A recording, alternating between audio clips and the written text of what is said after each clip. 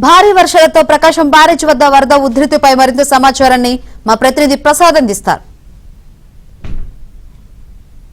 విజయవాడ ప్రకాశం barrage వద్ద వరద ఉధృతి కొనసాగుతూ ఉంది. ఎగువ ప్రాంతాల్లో కురుస్తున్న వర్షాల కారణంగా అదేవిధంగా పులిచింతల ప్రకాశం బ్యారేజీ మధ్యన ఇటీవల 3 రోజులుగా కురుస్తున్న వర్షాలతో అనేక వాగులు వంకలు పొంగి పొరులుతూ ఉన్నాయి. దీంతో ఎగువ నుంచి వచ్చే వాటర్తో పాటు ఇటు పులిచింతల తర్వాత ఒక మునేరు, కట్లేరు, వైరా వంటి ఉపనదులు పొంగడంతో మొత్తం ఆ నీరు కూడా ప్రకాశం బ్యారేజీ చేరుతూ ఉంది. నిన్న ఈ ఒక్క నెలలోనే దాదాపు ఈ 3 సార్లుగా 5 నుంచి 6 లక్షల క్యూసెక్కుల నీరు ప్రకాశం బ్యారేజీని విడతల వారీగా తాకింది. దీంతో వచ్చిన నీటి వచ్చిన కూడా కిందకు విడుదల చేస్తూ ఉన్నారు. నిన్న రాత్రి 4,80,000 క్యూసెక్కులు ప్రకాశం బ్యారేజీకి దాడి చేరుకోగా ప్రస్తుతం 4 లక్షల క్యూసెక్కులు నీరు ప్రకాశం బ్యారేజీ వచ్చింది. దీంతో వచ్చిన నీటిని వచ్చినట్టు కూడా పూర్తిగా కిందకు విడుదల చేస్తూ ఉన్నారు. అదే ఇటు వర్షాలు అటు వరదలు 2 కారణంగా ప్రజలను కూడా పూర్తిగా అధికార యంత్రాంగం అప్రమత్తం చేస్తూ ఉంది. ముఖ్యంగా నిన్న మనం చూస్తే ఎన్టీఆర్ జిల్లాలో తిరువూరు, మైలవరం, నందిగామ నియోజకవర్గాల్లో భారీగా వర్షాలు కురిశాయి. దీంతో చాలా చోట్ల కూడా కాలువలు పొంగి రోడ్లపైకి నీరు రావడంతో గ్రామాల మధ్య రాకపోకలు కూడా నిలిచిపోయి అత్యవసరమైన వారిని ఎస్డీఆర్ఎఫ్, ఎన్డీఆర్ఎఫ్ సిబ్బంది ద్వారా ట్రాక్టర్ల సాయంతో వారిని ఒక ఊరు నుంచి మరో ఊరికి చేర్చిన పరిస్థితి. మరో 2-3 రోజుల పాటు ఇదే విధంగా భారీ వర్షాలు కురిసే అవకాశం ఉన్న నేపథ్యంలో ఈ వరద ఉధృతి ప్రకాశం బ్యారేజీ ఇలాగే కొనసాగుతుందని కూడా అధికారులు అంచనా వేస్తూ ఉన్నారు. అందుకు అనుగుణంగా అన్ని రకాల చర్యలు తీసుకున్నట్టు కూడా చెప్తా ఉన్న పరిస్థితి. ఇప్పటికే జిల్లా కలెక్టర్ లక్ష్మీ షా ఆ క్షేత్రస్థాయిలో పర్యటిస్తూ ఎక్కడెక్కడైతే ఈ వరద ప్రభావిత ప్రాంతాలు ఉంటాయో ఆ ప్రాంతాల్లో తీసుకోవాల్సిన చర్యలపై కూడా ఆ అధికారులకు దిశానిర్దేశం చేశారు. ఎప్పటికప్పుడు ఉన్నత స్థాయిలో సమీక్షలు కూడా నిర్వహిస్తూ ఉన్న పరిస్థితి. మరోవైపు బుడమేరు ప్రధానంగా గత ఏడాది ఇదే సమయంలో బుడమేరు సృష్టించిన ప్రళయం అంతా ఇంత కాదు. లక్షలాది మంది ముంపునికి గురి అవడంతో చింగనార్ ప్రాంతం మొత్తం కూడా జలమయంగా మారింది.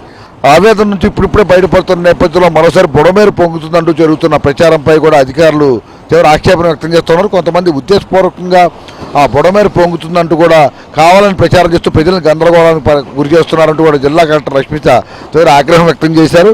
గతంలో గత వైసీపీ ప్రభుత్వం నిర్వాహకం వల్ల అప్పటికప్పుడు 3 చోట్ల గట్టులు తెగడంతో భారీగా వరద నీరు విజయవాడ చుట్టుముట్టింది. కానీ ఇప్పుడు అటువంటి పరిస్థితి లేదు. కోట్ల రూపాయలు వెచ్చించి మొత్తం గండ్లు పడిన 3 చోట్ల కూడా కరకట్టలు పటిష్టం చేయడంతో కూడా మొత్తం ఎక్కడా కూడా మళ్ళీ ఒకసారి గండు పడే అవకాశం లేకుండా అన్ని రకాల చర్యలు తీసుకున్నట్టు కూడా కలెక్టర్ ప్రకటించారు.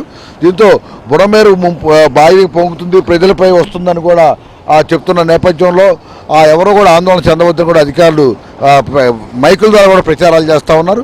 అయితే మరో 3 రోజుల పాటు ఇదే విధంగా వర్షాలు కురుస్తున్న నేపథ్యంలో ఇటు ప్రకాశం బ్యారేజీకి భారీగా వరద వస్తూ ఉంటుంది. అదే బుడమేరు కూడా ఉధృతంగా పొంగుతున్నప్పుడు కూడా ప్రజలను ఇబ్బంది పడే పరిస్థితి అయితే ఉండదని కూడా చెప్తా ఉన్నారు. మరో కృష్ణా జిల్లాలో అంటే ప్రకాశం బ్యారేజీ దిగువన లంక గ్రామాల్లో పొలాలు కూడా నీట మునగడంతో రైతులు ఆవేదన వ్యక్తం చేస్తూ ఉన్నారు.